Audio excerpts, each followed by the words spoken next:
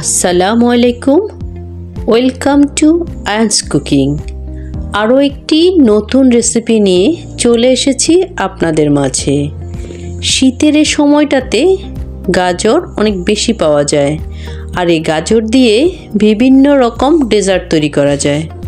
পুষ্টিগুণে ভরপুর, ভীষণ মজার, দেখতে আকর্ষণীয়, খেতে ভীষণ মজার গাজরের লাড্ডু আজ আপনাদের সাথে শেয়ার করব।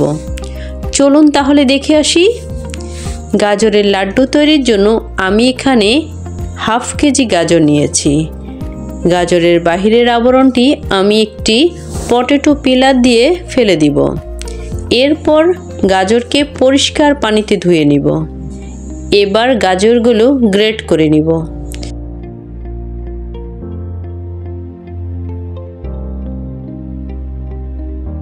আমার সবগুলো গাজর গ্রেট করা হয়ে গেছে। গাজরের লাড্ডু তৈরি করতে যা যা লাগবে: কিশমিশ 15 থেকে 20টি, কাঠবাদাম 10টি, কাজু বাদাম 10টি, এলাচ 4টি, দারচিনি নিয়েছি 4 টুকরো। লাগবে ঘি। আমি এখানে আড়ঙের ঘি নিয়েছি। কাঠবাদামগুলো 10 মিনিট পানিতে ডুবিয়ে রাখলে এর চামড়াটি সহজেই উঠে আসবে।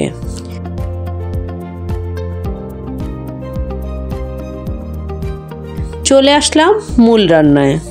চুলায় প্যান বসিয়ে 1 কেজি দুধকে জাল দিয়ে ঘন করে হাফ কেজি করে নিয়েছি। দুধ পাতলা হলে লাড্ডু কিন্তু টেস্ট হবে না, তাই দুধটাকে ঘন করে নিতে হবে। চুলায় অন্য একটি প্যান বসিয়ে দিয়ে দিব ঘি 2 টেবিল চামচ। ঘিটা একটু মেল্ট করে নিব। ঘিয়ের মধ্যে দিয়ে দিব গরম মশলা, এগুলোকে একটু ভেজে নিব। এখন দিয়ে দিব গাজর কুচি। মিডিয়াম হাই ফ্লেমে গাজরগুলো ঘিতে ভেজে নিব। চুলার আঁচ লোতে রাখলে গাজর থেকে পানি বেরিয়ে যাবে, এজন্য চুলার আঁচটাকে মিডিয়াম হাইতে রাখতে হবে। আবার ঘি অ্যাড করব। আমি পর্যায়ক্রমে ঘি অ্যাড করব। ভালোভাবে গাজর কুচিগুলো ঘিতে ভেজে নিতে হবে। কি দারুণ একটি স্মেল বের হচ্ছে। এই স্মেল বের হওয়া পর্যন্ত গাজরগুলো হাই ফ্লেমে 4-5 মিনিট ধরে ভেজে নিতে হবে। গাজরের কালার অটুট রাখার জন্য প্রথমেই 1 কাপ চিনি যোগ করব।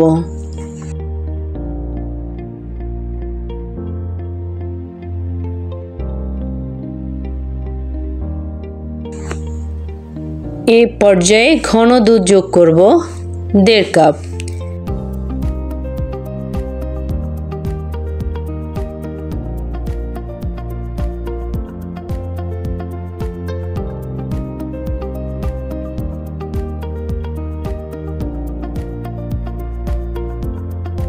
দিয়ে দিব 1 চিমটি রেগুলার রান্নার লবণ। মিষ্টি জাতীয় খাবারে লবণ ব্যবহার করলে মিষ্টির টেস্টটা বেশ ভালো আসে।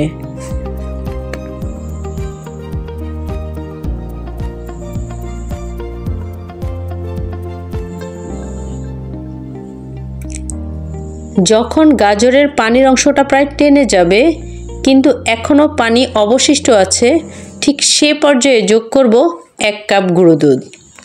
এই গুঁড়ো দুধ চিনির সাথে মিক্স হয়ে মাওয়ার টেস্টটা নিয়ে আসে। এর ফলে গাজরের মিশ্রণটি খুবই টেস্টি হয়। গুঁড়ো দুধ গাজরের সাথে ভালোভাবে মিক্স করে নিতে হবে। এ পর্যায়ে আমি যোগ করব কিশমিশ। এখন গাজরের মিশ্রণটি অনবরত নাড়াতে হবে।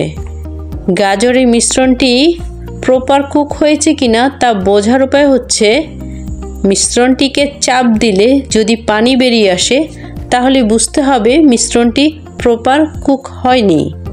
মিশ্রণটি কুক হতে হতে গোটা মশলাগুলো তুলে ফেলে দিব। মিশ্রণটি আমার প্রায় কুক হয়ে গেছে। আমি এ পর্যায়ে বাদাম যোগ করব।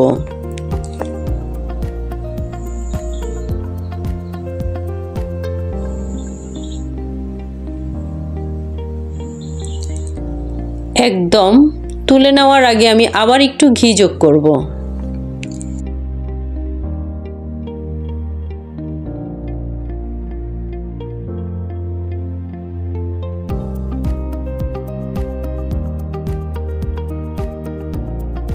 এখন চলে যাব সন্দেশ তৈরিতে। চুলায় প্যান বসিয়ে দিয়ে দিব 1/3 কাপ লিকুইড দুধ, যোগ করব 2/3 কাপ চিনি। এখন একটি স্প্যাচুলার সাহায্যে অনবরত নাড়িয়ে চিনিটা আমি মিক্স করে নিব।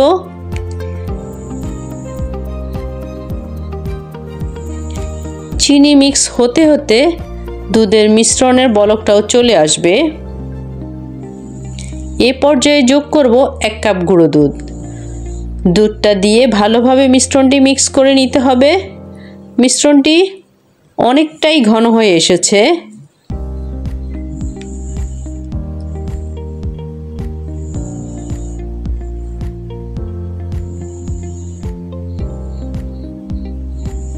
এখন যোগ করব 2 টেবিল চামচ ঘি।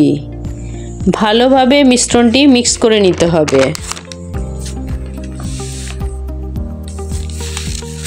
মিশ্রণটি যেন প্যানের সাথে লেগে না যায় সেদিকে ভালোভাবে খেয়াল রাখতে হবে। অনবরত নাড়ালে আর নিচে লেগে যাবে না।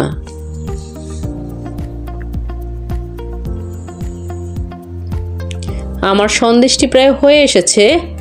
এটি হয়েছে কিনা তা বোঝার উপায় হচ্ছে যখন প্যান থেকে মিশ্রণটি স্প্যাচুলার মধ্যে উঠে আসবে তখন বুঝতে হবে এটি হয়ে গেছে।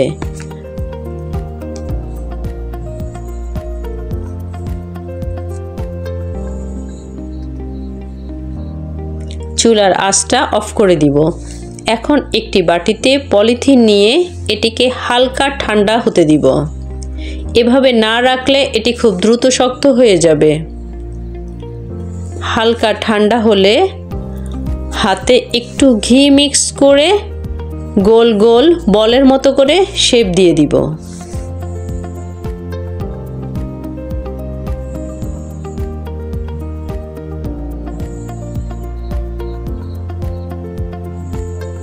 আমি সবগুলো সন্দেশকে গোল শেপ দিয়ে নিয়েছি। এখন গাজরের মিশ্রণটি হাতে নিয়ে একটু চ্যাপ্টা করে নিব।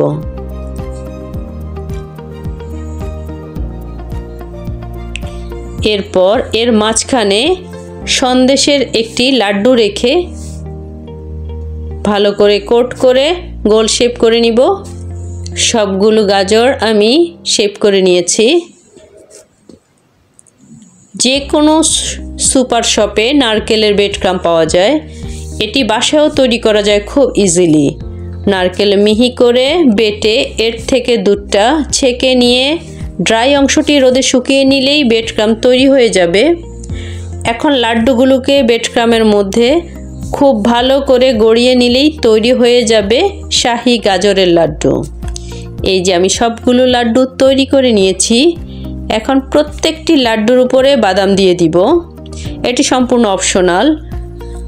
আমি একটি লাড্ডু কেটে দেখিয়েছি। তাহলে তৈরি হয়ে গেল খুবই মজাদার শাহি গাজরের লাড্ডু। আমার রিকোয়েস্ট থাকবে সবাই একবার এই রেসিপিটা ফলো করবেন এবং আমার এই রেসিপিটা ফলো করে খুব মজাদার লাড্ডু বাসায় তৈরি করে ফেলবেন। আজ আর নয়, ওকে, আল্লাহ হাফেজ।